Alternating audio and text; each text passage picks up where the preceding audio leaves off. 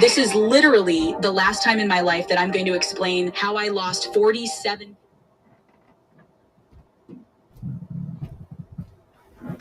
Hey, loves. Hi, Leon. Hi, Hope. Is it Josie or Joey? Hi, guys. Good afternoon and welcome to Sunday. It's time for our reading, our daily reading. We are on day 80 and it's I.R.I.S.E Sunday. So welcome in, and how are you all doing today? Shall we go forth? I'm a little tired, so I want to get it done, and I have something going on with my arm, so I want to rest. So I wanted to come live and get our reading done, so that I can get to rest. Hi, Jeanette. How are you? We are on day 80. It seems like the days are going by so fast now. If you've been joining us, we are reading from David Coman. Good morning, good afternoon, Sexy Granny. Good morning, RHK. Her Shaylin, how are you?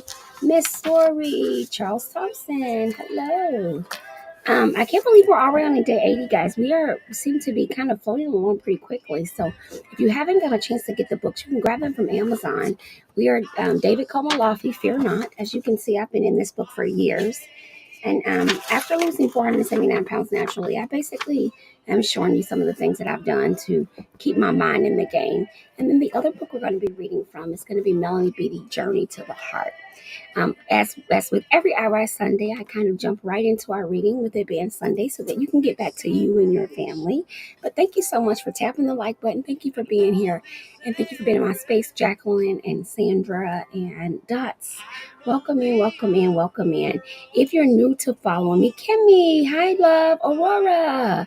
Hi, babes. If you're new to following me, thank you so much for being here. Kimmy, hi, babes. How you feeling? Thank you. Thank you, mama. How's your Sunday going? Let's get into this thing. I went to revival today. It was so good, you guys. I feel just free. I have something going on with one of my arms. It's like, it's weird. I can't explain it. It feels numb, something weird. But anyway, oh, you are so welcome, Kimmy. I'm always so excited when I see you. I'm so proud of you. I'm so humbled to have had the opportunity to meet you through this outlet. So I'm grateful. Good afternoon, Renee and Kendra. Hi, Arizona. What's up, New Jersey? YouTube, Instagram, Facebook, and Facebook times 2. I see you in the building. Good afternoon. Good afternoon or good. See, it's either going to be good afternoon or good eat. Well, it could be good like midday for some people because of the time zone, right? So I'm right now what I'm doing is trying to think of the time zone. Hi, MJ Stevens. So the time zone in some places is kind of afternoon, going into the early evening. So welcome in. Thank you so much for being here. Before we get started from the reading, I'm going to go ahead and make sure I share that video into my private group so that the ladies know that we are live and kicking it. And then we're going to go straight from there once it says it's posted. All right. Excellent. And back on into our reading. Shall we get started? Without further ado, I want you to get back to those you love. It's I.R.I.S.E Sunday. It's the week that we reset ourselves, recognize our triumphs, and overcome from the week before, and set our intentions for the next week. So today's reading, 365, day 80, y'all. 80. Day 80 says, it is written, in that day it shall be said to Jerusalem, fear thou not, and to Zion, let not thine hands be slack. I think is Zephaniah 3:16. Principle, fear brings slackness and slows you down. Therefore, break free from fear.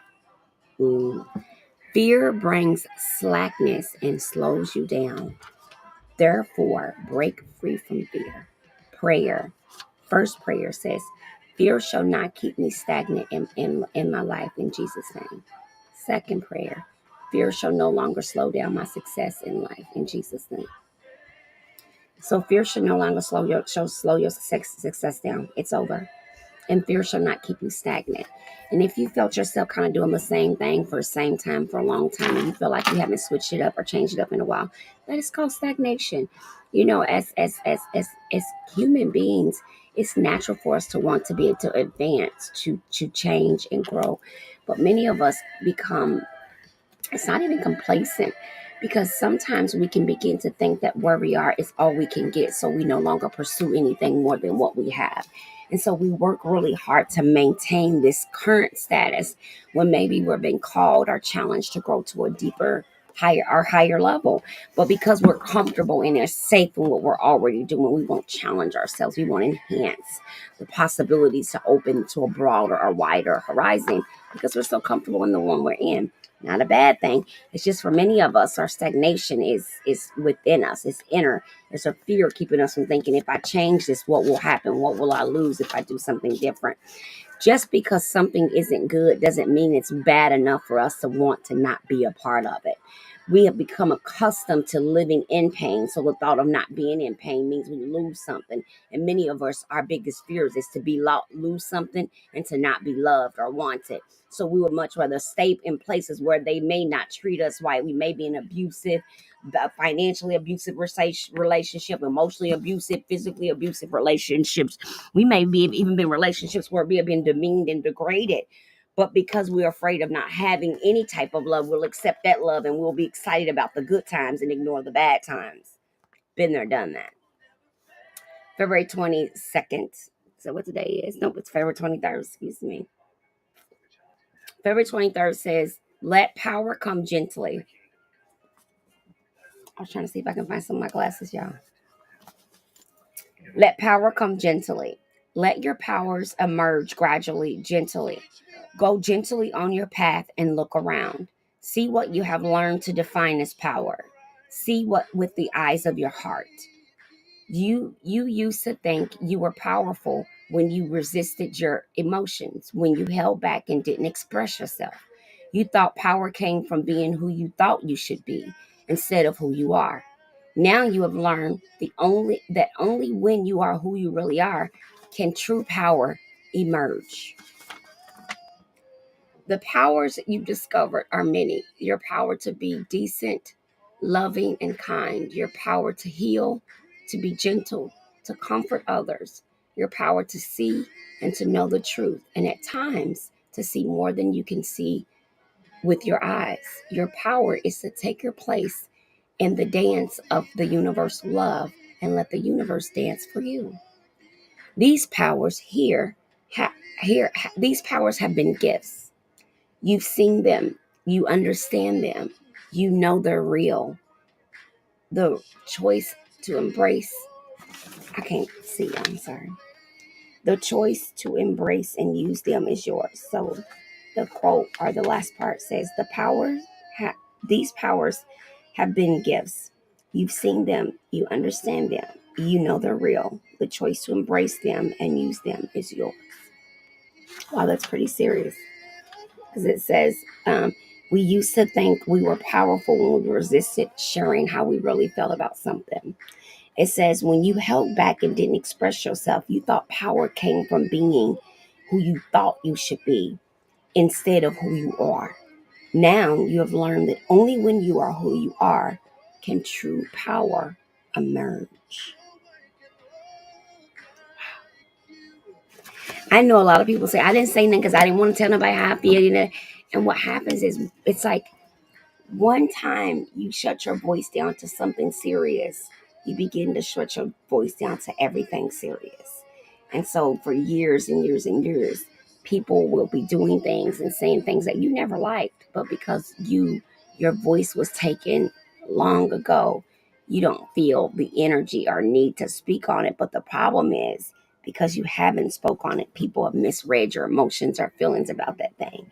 Have you ever not liked something, people keep doing it, they don't know you don't like it? And even when you tell them you don't really like it, they keep doing it. It's because our voice to tell them in enough sternness, we don't want to hurt them, so we won't tell them, listen, you know what, I don't like that. Don't do it just because you like it. Don't do it for me. I don't like it. We'll continue to let them do it for us, hoping that they'll stop no matter how gentle we tell them. But sometimes it's because we didn't give them the seriousness that they needed in that initial moment to know we were serious about, hey, we don't want this. Okay, if that makes sense. I hope that makes sense. I think that there's empowerment and being able to say how you feel. Say it, say what you mean, but don't be mean when you say it. You know, um, a lot of times because we've struggled with our self-expression, when we finally do get our voice, it can sometimes be curt, aggressive, abusive even, and short and antagonistic and even passive aggressive. We don't want to take that route either. We want to be on an even path and even keel of being able to say, this is how I feel about this, move to the next thing. This is how I feel about this, move to the next thing.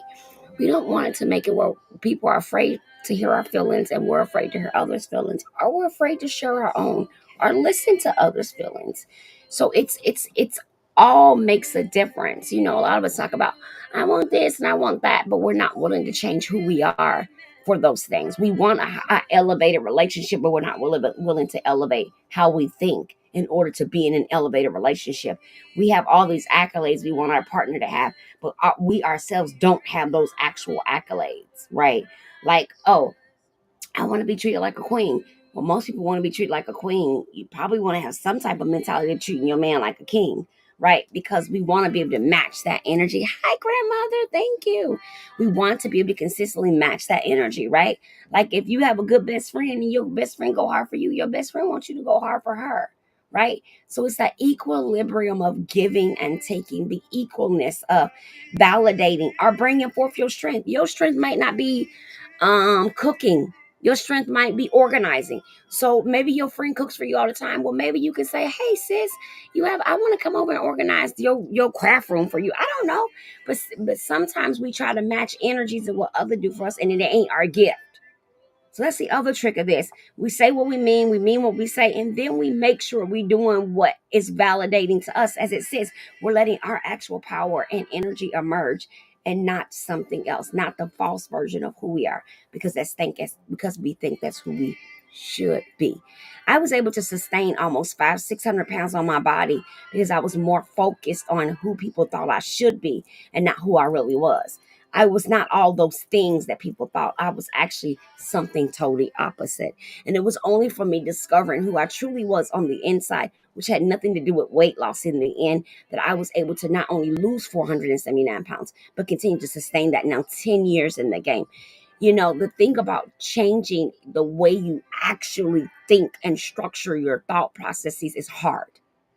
And it's every day. And it's not just because I lost 5 pounds last month and didn't gain it back.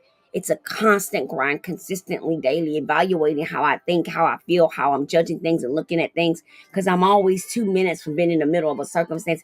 Hello, Glove Jones. How are you, beautiful? Hi, Miss Mechanic. How are you? Flower. How are you, JP Daney? How are you, Anthony? Grandmother, thank you for the gifts. So I have to be careful because I realize when I'm sensitive, I may take what you say a little bit different. But once I become more confident in who I am, more confident in me being able to express my feelings, I'm less sensitive to the people around me. I'm only sensitive because I'm afraid someone's going to say something. I'm going to have to defend myself and I'm not going to be able to. But the minute I become so confident in who I am and my self love, self growth, self identification, I am no longer focused on how you will respond to me telling my truth. Because if you two are growing when I'm growing, then you'll realize my truth is my truth, your truth is your truth. And together we can share that. But if not, I'm still going to be able to tell my truth. I'm no longer to live in a lie. I'm no longer willing to be a secret person. I'm no longer willing to have this feeling where I feel trapped and bound from who I want to be and who I should be. And because who I should be is what they think, not what he thinks, not what I think. I want to begin to explore who I truly am. What does that look like for me? What does it feel like for me? What would it be like if I stopped and took an inventory? If I begin to look at an inventory of myself, what would it look like? If I sat around and took an inventory of all the people I thought that have ever hurt me and offended me, will I be able to walk away from that piece of paper saying that I've never offended anyone, that I've never hurt anyone, that I've never made a mistake, that I've never caused an offense? No, I will not. And because I am as flawed as everyone whom I accuse to have endured and caused me pain, I have to remember I am only as sick as my deepest secret, my last untold truth, and my hardest lie. I'm only sick as those. And so are you. I begin to recognize that you are merely functioning in what you believe to be real for you, and I'm merely functioning in what I believe to be real for me. And somewhere in the middle, I pray that God finds an alignment and brings it together. And from that, it creates a sense of wholeness, a sense of personal peace and self-love. And the thing, when we have this thing called belief, love, and self-control, it allows us to tell how we feel without hurting or harming other people. It allows us to stand in our own truths without accepting, hi, Vegas, my nail tech, hi. It allows us to accept others with love and light. And then the more and more we have our voice and we share how we feel, the easier it becomes and the more our opinion is respected. The more our opinion is respected. So, thank you for tuning in to I.R.I.S.E with Coach Kenya on I.R.I.S.E Sunday for our daily reading of Fear Not, 365 days of facing our fears and facing our fronts as it relates to weight loss, wellness, goals, accomplishments, and searching for a deeper, better version of who you believe God made you to be. After losing all that weight, I wasn't my ideal person. It still took years and years of effort and work. And to this day, if you know me personally, you know I'm always working on trying to better myself, better the people around me and my community, because I believe we truly do deserve to be happy in real life. We deserve to be in circles of people where we can tell how we feel about things. We deserve to be with ones that love us, that protect us, that care about how we feel, that ask us, are you good? We deserve that. There is nowhere written that says you must endure pain of any kind, even if it's self-inflicted. There's no rule against healing. There's no rule against setting yourself free. And there is no rule against saying enough is enough. Today, I take me back. There's no rule. Have a beautiful day now, you hear? God bless you all.